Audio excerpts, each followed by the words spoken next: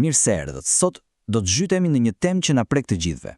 Kërcënimet e heshtura për shëndetin ton. E dini, ato probleme që zhvillohen pa zhurmë, pas një shenjë, derisa bum, është tepër vonë. Shumica prej nesh veprojmë vetëm kur ndiejmë diçka, kur kemi një simptom. Por çfarë nëse armiqt më të mëdhenj të një jete të gjatë të shëndetshme janë pikërisht ata që nuk i ndjejnë fare? Hajde t'i zbulojmë bashkë se cilët janë këta armiq dhe si t'u dalim përpara. Kjo fjali është e rëndë, apo jo? Vjen direkt nga një leksion mjekësie dhe, sinqerisht, të godet si një grush në stomak. Mund të duket brutale, por e tregon qartë sa serioze është situata kur flasim për shëndetin e zemrës. Është pa diskutim një thirrje zgjimi që të trondit. Okej, sigurisht, mjekësia moderne ka bërë mrekulli, padyshim. Por thelbi i asaj fjalie mbetet po aq i vërtet sot sa ishte edhe atëherë.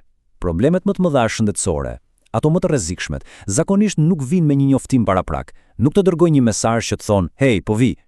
Pra, të presësh derisa të kesh dhimbje gjoksi për të bërë diçka, është thjesht një lojë e humbur. Dhe ja ku qëndron problemi kryesor, kjo shkëputje mes veprimit dhe ndjesisë. Mendojeni pak, kur flem mirë ose ha një vak të shëndetshëm, ndihesh menjëherë më mirë apo jo? Merr një shpërblim të menjëhershëm? Po, veprimet që vërtet na shpëtojnë jetën, si ulja e kolesterolit apo normalizimi i tensionit, ato nuk i ndjen fare.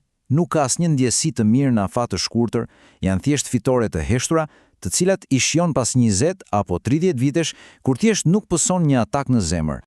Mirë, pikërisht për këtë arsye bëhen kaq të rëndësishme kontrollet proaktive. Pra, duhet të fillojmë të masim gjërat që nuk i ndjejmë, këta tregues të heshtur, por absolutisht vdekjeprurës. Le të përqendrohemi te njëri prej tyre, një shënues kyç për rrezikun e sëmundjeve të zemrës, që po e përsëris, është totalisht i pandjeshëm. Okej, çfarë dreqin është kjo apo lipoprotein B, ose shkurt apo B? Shumë thjesht, është proteina kryesore në sipërfaqen e grimcave të kolesterolit të keq, pra LDL. Imagjinoni që grimcat LDL janë si makina të vogla që qarkullojnë në autostradat tona, pra në arterje. Dhe këto makina transportojnë kolesterol. Për vite me radhë, ne kemi matur vetëm sasinë totale të kolesterolit. Por, ajo që ka më shumë rëndësi është numri i makinave. Apo B na tregon pikërisht këtë. Sa makina kanë qarkullim? Sepse sa më shumë makina, aq më i madh rreziku për një bllokim trafiku, pra për një pllak aterosklerotike. Pra, lind pyetja, nëse ky apo BB është kaq i rëndësishëm, kur duhet ta masim për herë të parë? Kur është koha e duhur? E po, përgjigja ka shumë mundësi t'ju lërë pa fjalë. Ja ku e kemi. Rekomandimi i ekspertëve është të fillohet në të 20-tat. Po, e dëgjuat mirë, në të 20-tat, sidomos nëse ka një histori familjare të sëmundjeve të zemrës. Është ajo shprehja klasike, sikur ta dija atëherë ato që di sot. Pritja deri në të 40-tat, siç ndodhi me vet doktora Tian, tashmë konsiderohet tepër vonë, sepse në atë pikë ke humbur gati 20 vjet mundësi për parandalim. Okej, le të lëmë mënjan apo bën për një moment dhe të kalojmë te një tjetër gjigant i heshtur, tensioni i gjakut. Dhe historia këtu është shumë e ngjashme. Para se të mendohet për ilaçe, ka disa hapa themelor, disa strategji që duhet të jenë gjithmonë linja e parë e mbrojtjes.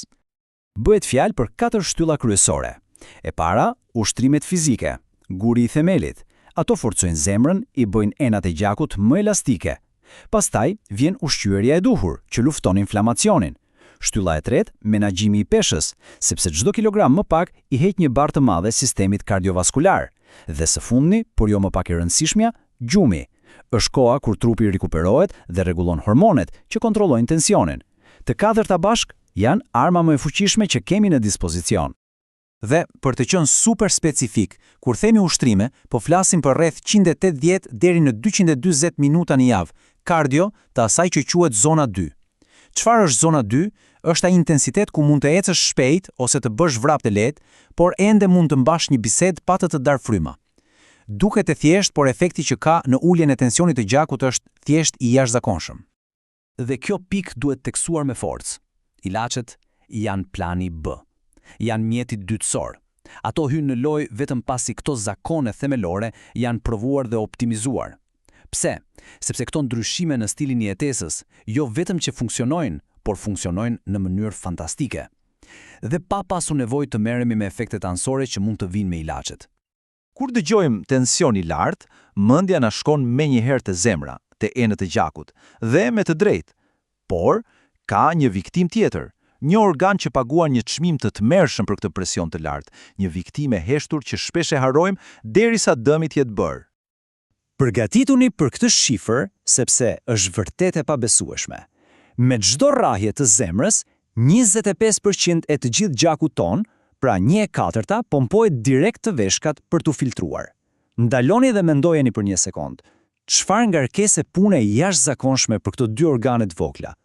Dhe pikërisht këtu qëndron lidhja. Ky volum gjigant gjaku që kalon pa ndërprerje do të thotë që edhe rritja më e vogël e tensionit ushtron një presion të paimagjinueshëm mbi filtrat delikat të veshkave.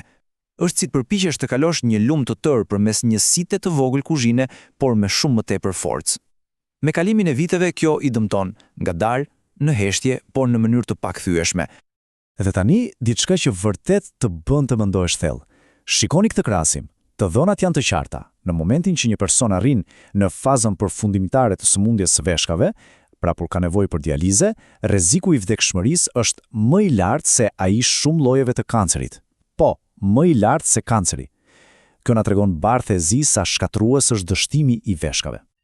Kjo na sjell te një moto shumë e fuqishme për një jetë të gjatë. Qëllimi është të vdesësh me veshkat të komprometuara, jo nga veshkat e komprometuara. Çfarë do të thotë kjo? Është normale që funksioni i veshkave të bjerë pak me kalimin e moshës. Ideja nuk është të kesh veshkat e një 20 vjeçari kur je 90. Ideja është të menaxhohet kjo rënje, ta bëjmë aq të ngadalt sa që të mos jetë kurrë ajo që na merr jetën. Dhe lajmi i mirë, kjo është plotësisht e arritshme. Në rregull, le ti mbledhim të gjitha këto bashkë. Çfarë kemi mësuar? Në thelb, gjithçka përmblidhet në një ndryshim rrënjësor të mënyrës së të menduarit. Të kalojmë nga mentaliteti do ta rregulloj kur të prishet te një strategji proaktive ku qëllimi është të mos lejojmë që të prishet fare. Pra cilat janë pikat kyçe për të mbajtur mend? Së pari, kontrollet. Bëjini herët, bëjini shpesh. Matni gjëra si apo bë që në të 20-tat.